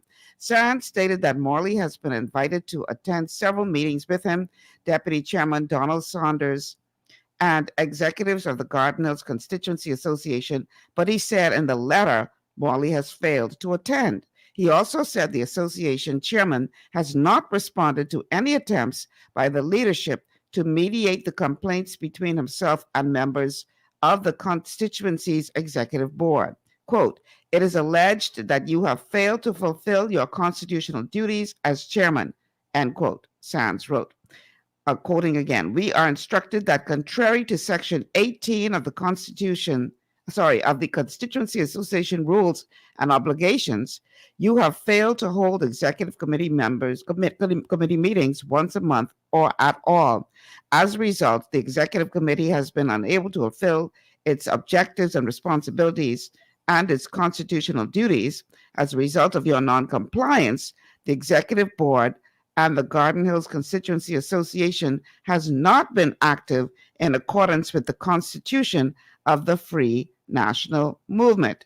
Sands noted that Section 37 of the FNM Constitution provides for the National Executive Committee to be responsible for the general administration of the party, including establishing and keeping active the Constituency Association. Sands allegedly wrote, "This letter serves as notice that I will be referring the complaints against you and the inactive status of the Garden Hills Constituency Association to the National Executive Committee for their consideration and adjudication. We hereby demand that you suspend all actions in the name of the FNM Garden Hills Constituency Association until the Executive Committee is satisfied that the FNM Garden Hills Constituency Association is operating in accordance with the Constitution of the Free National Movement." Thank you. That's exactly what I see. You know what I'm saying to people? Get to know the Constitution of the PLP and the FNM, and you will not be gaslighted. Understand, this is not the only branch in the FNM that is in violation of the Constitution. This is the branch, however, challenge that Minnis chose to use. I would hope that the FNM is seeking to now correct these defects within their branch for good governance, because we need accountability in the constituencies as well as in Parliament. So what I'm saying to you is, because I watch all the chess on the table and you don't complain, because I know what's happening in the PLP and what's happening in the FNM. I got sources all the way to cabinet, just like, in fact, Bradley Roberts said, God bless his soul, he will tell you, I was his best source for information until his death. And anybody want to challenge for me that I can prove that. I was the garbage can. Okay? So, because people understand, not only will I protect them and the information they give me, is that I will not abuse the information provided to me and the opinion. And so this is why I happen to know a lot of things as it happens. And that's what gives me a better perspective. Okay, so Richard is of the opinion that Dwayne Sands has got to go. As you would have said earlier in the show, this is really about a battle about getting rid of Dwayne Sands. Here's what Richard can say again from that show. Dwayne Sands is the problem with the FNM. And Dwayne Sands needs to go. But Dwayne Sands is, as you say, the duly elected person to serve as chairman. Yeah, but the longer he stays on, the longer our party will be in the crisis where it is today. We cannot have a chairman who is standing in the way of democracy. We cannot have a chairman who's arrogating unto himself what the policies and guidelines of the FNM is. That cannot happen. He's a danger to democracy in our party. Allegedly. Cover myself on this show as the host. The chairman, the sitting chairman for Garden Hills, received a letter from the chairman of the party this weekend. I just want to say that I read an article, and the chairman is denying that the chairman of the party is denying he sent such directives in the letter. Signatures on the letter. But the letter's not been But his signatures on the letter. Okay. And reading that letter, there again, the chairman of the party is out of order. You don't have the right to threaten an association chairman. What does chairman. this alleged letter say? Well, it's saying that if you don't confine to what I say, you will be expelled from the party. Secessor never put the word this party. Kicked out of the party? Yes, Secessor never put the word this party. Tommy never did it. Ingram never did it. Tommy never did it. Minnis never did it. So why you believe you can do it now? We are not about that. This is the time now, Shanique, that we need people to come to the fold, to build our base. We had almost 45,000 FNMs who didn't come to the polls last election. Come on, we got time to put people in the party. Real quick, I got a call on the line. Go ahead, real quick. You notice that he did exactly. You understand this? Remember now, see, we need the institutional knowledge. Let's go back to Sands and the fight between Sands and Minnis. Remember now, Minnis is the one who cut Sands' throat in cabinet and got rid of him. During the COVID, see, people have to understand there's some blood there. And so Sands, even if he doesn't ascend to leadership, Sands knows that Minnis is not the leader that he wants to be under in the next administration. Because he already get booted by him before, so he doesn't know. Michael or someone else is his best bet. But understand it. You notice how Richard tried to make it seem as though this letter was something? From the letter you read, I saw a complete notification of the Constitution. Not some I telling you to do. This is what the Constitution Yeah. We have a call on the line. No, the caller is gone. Okay. Since the caller is gone, it doesn't seem that what this is where gaslighting comes in. They're trying to manufacture. This is where they play to the ignorance of those around us who don't know the rules of the game. I know the rules of the game in parties and outside of parties. I mean, I don't know the rules of the Coalition of Independence. However, I know the DNA because I was there at its birth. I happen to know the rules of the PLP, and I happen to know the rules of the FNM and a few other parties that is formed in this country. I think I've been at all of their birth except for the Constitution Party. So okay. I want to play one more clip from Richard. And this is him comparing the leadership of Pintard and Minnis. Check this out. Michael Pintard has said Dr. Minnis is a distraction. Should Dr. Minnis stand down and let Michael Pintard sort of come into his own as the now leader of the FNM? Well, here's the facts. The former Prime Minister didn't lose his seat. Like Christie would have lost his seat in 2020 and 2017. So he lost his seat. So Christie will need to talk. But at the same time, Dr. Minnis led the country as former Prime Minister. And there are things that Michael Pintard cannot speak to as relates to what the former Prime Minister could speak to. The fact that he is speaking on legislation today in House of Assembly, the fact that he's speaking on matters when he's asked by the media, the fact that he speaks to his constituency says to me that he has something to offer the Bahamian people. And he has some things he has to answer to. There are questions relating how we govern the country, what we did with the COVID, what we did with the food program, what we did with crime. So you're saying the man has a right, absolutely, especially with issues like that continue to come up to address those issues. Absolutely. But, on the show, I recall Michael Pintard was on the show sometime last year. I think the question was asked to him about the leadership of the party and the direction the party is going. And he would have said to you, right on the show, that Minnis has the right to defend his former government performance. He has the right to speak to that, but he doesn't have the right to speak to the direction and the policy in which the party is going. And Dr. Minnis is not doing that. He's been asked by the constituency to come and speak to this meeting regarding on this topic. Is Dr. Minnis, in your estimation, is he a distraction? Dr. Minnis? Yes. To who? To this leadership and what this leadership wants to accomplish. Or to establish a voice and a single voice and direction of this party. The leader has been in for a year, well, more going on 2 years now, this year. And so the leader had an opportunity, or have an opportunity, to solidify himself. If you don't do that in a year time, pretty much you're saying other people have a right to do X, Y, and Z. So you're saying he's ineffective? Absolutely. I'm saying that, live on TV. You saying Michael Pintard? Michael Pintard is ineffective leader of the FNM. How is he ineffective? Because for a year now, I don't think we have grasped support in the party. We have not been rallying in the base to an extent. Members is not coming home. Our message is poor, and so for me, that questions leadership for me. Blood in the water.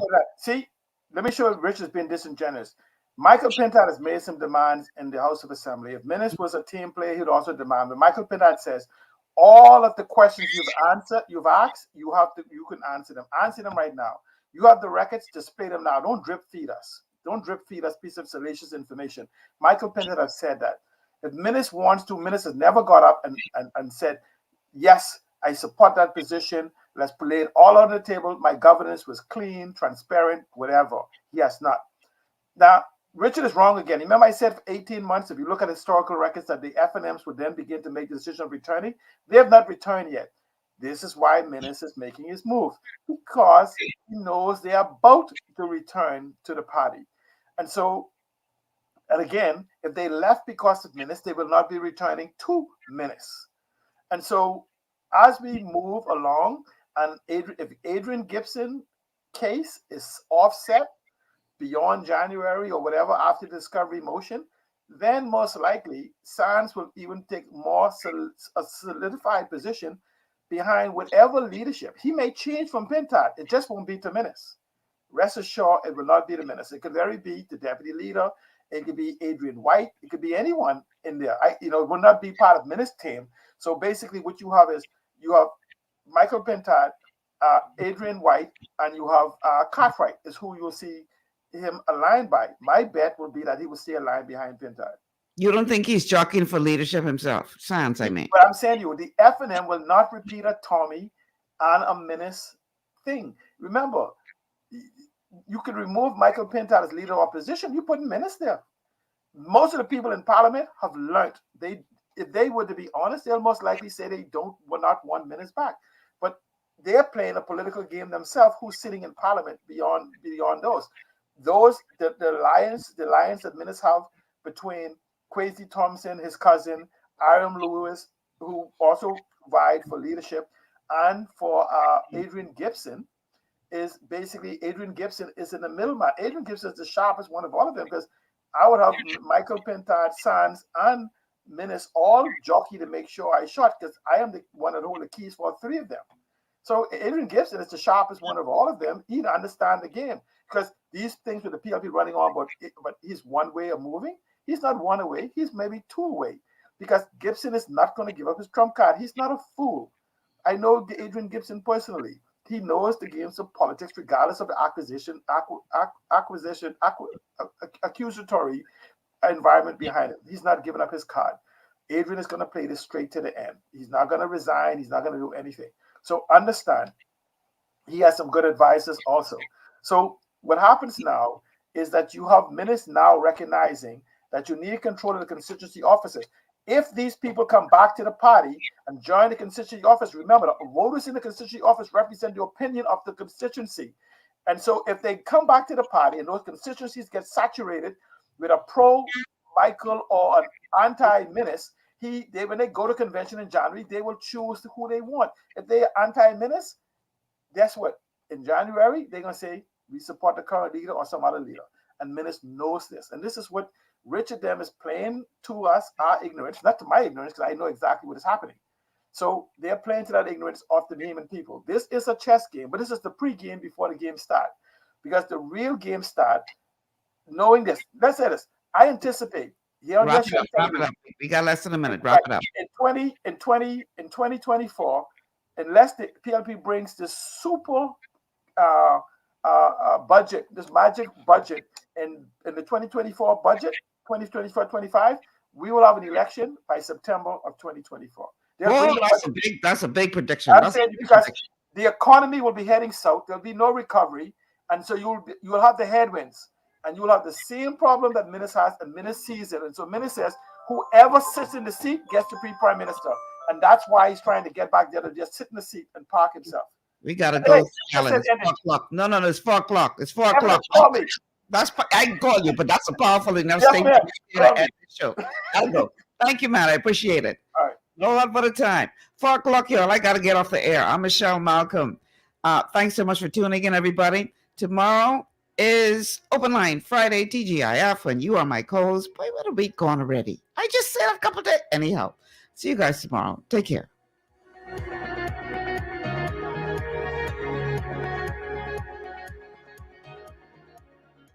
Global 99.5 FM reminds our listeners that the views and opinions expressed on this show are those